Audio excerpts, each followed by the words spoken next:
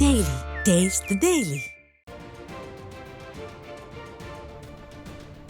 அண்மை செய்தி. கிருஷ்ணகிரி மாவட்டம் பர்கூர் பகுதியில் துணிக்கடை காவலாளியை 6 பேர் கொண்ட வடமாநில கும்பல் கழுத்து நெரித்து கொலை செய்ய முயற்சித்த பதைப்பதைக்க வைக்கும் காட்சிகள் வெளியாகியுள்ளது. இது குறித்த கூடுதல் விவரங்களை தலைமை செய்தியாளர் ஜெயக்குமார் வழங்க கேட்கலாம்.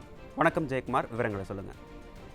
வணக்கம் அருண். கிருஷ்ணகிரி மாவட்டம் பர்கூர் பகுதியிலே இருக்கக்கூடிய பிரபல துணிக்கடை அருகே இருக்கக்கூடிய ஆடுவேர் கடையினுடைய காவலாளி ஒருவரை நேற்று இரவு 6 பேர் கொண்ட கும்பல் கொடூரமான முறையில் தாக்கி கொலை செய்ய முயற்சித்திருக்கிறார்கள். அது குறித்த சிசிடிவி காட்சிகள் வெளியாகி பரபரப்பை ஏற்படுத்தி இருக்கிறது.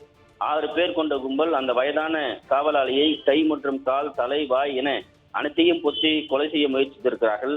ஒருவர் மட்டும் கடைக்குள்ளே சென்று கடையை கொள்ளையடிக்க முயற்சி செய்திருக்கிறார். அலறல் சத்தம் கேட்டிருக்கிறது. அந்த முதியவரான காவலாளி தனது உயிருக்கு பயந்து அவர் கட்டக்கூடிய அந்த காட்சிகளும் சிசிடிவி காட்சிகளை பதிவாகி இருக்கிறது. மிகப்பெரிய அளவிலே அந்த 6 பேர் கொண்ட கும்பல் முதியவரை கொடூரமான முறையிலே தாக்கக்கூடிய அந்த காட்சியும், அவர் வாயை பொத்தக்கூடிய காட்சியும், கைகால்களை உடைக்கக்கூடிய காட்சியும் மிகப்பெரிய அளவிலே வேதனையுடைய துயரக்கூடிய வெளிப்பாட்டை வெளிப்படுத்தக்கூடிய விதமாக அந்த சிசிடிவி காட்சிகள் இருந்து கொண்டிருக்கிறது.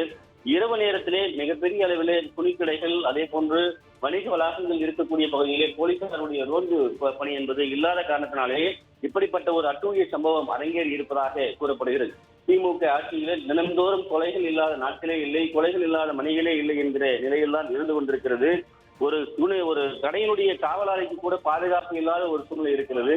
தமிழகத்தில் தினந்தோறும் ஏராளமான பெண்கள் பாலியல் வன்முறைக்கும் பாலியல் வெறியாட்டங்களுக்கும் ஆளாக்கி கொண்டிருக்கிற இந்த சூழ்நிலையில் கிருஷ்ணகிரி மாவட்டத்திலே ஒரு இரவு நேர காவலாளி தனது காவலாளிகளுடைய பணியை கூட செய்ய முடியாமல் 6 பேர் கொண்ட வடமாநில கொள்ளையர்களாக இருக்கலாம் என்று கூறப்படக்கூடிய நிலையிலே அவர்கள் அந்த கழுத்தை குத்தி அவரை கொன்றுவிட்டு கொள்ளையடிக்க திட்டம் தீட்டியிருக்கிறார்கள்.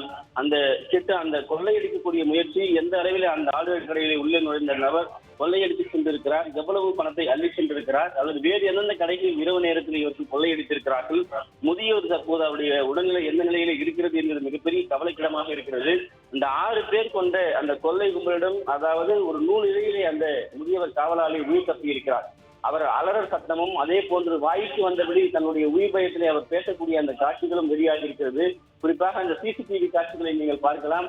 6 பேர் கொண்ட கும்பலில் 5 பேர் அந்த முதியவரை தாக்கக்கூடிய காட்சிகளும், ஒருவர் மட்டும் உள்ளே சென்று தனியாக வரக்கூடிய காட்சிகளும், அவர் வந்த பிறகு அந்த முதியவரை விட்டு ஓடக்கூடிய காட்சிகளும் வெளியாகி இருக்கிறது. கிருஷ்ணகிரி மாவட்டத்தில் இருக்கக்கூடிய ஒரு ஆடுவேர் கடையிலே இரவு நேர காவலாளியாக இருக்கக்கூடிய அந்த முதியவரை காட்டுமிராண்டித்தனமாக தாக்கியிருக்கிறார்கள். இந்த தாக்குதலுக்கு பலியாகி இருக்க வேண்டிய முதியவர் நூலில் உயிர் தப்பியிருக்கிறார்.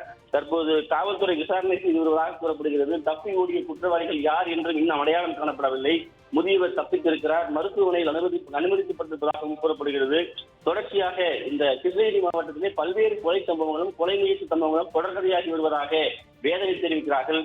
காவல்துறையில் முறையான ரோந்து பணிகள் இல்லாத காரணத்தினாலேயே இப்படிப்பட்ட அட்டூழிய சம்பவங்கள் அரங்கேறி வருவதாக வேதனை தெரிவித்திருப்பது குறிப்பிடத்தக்கது.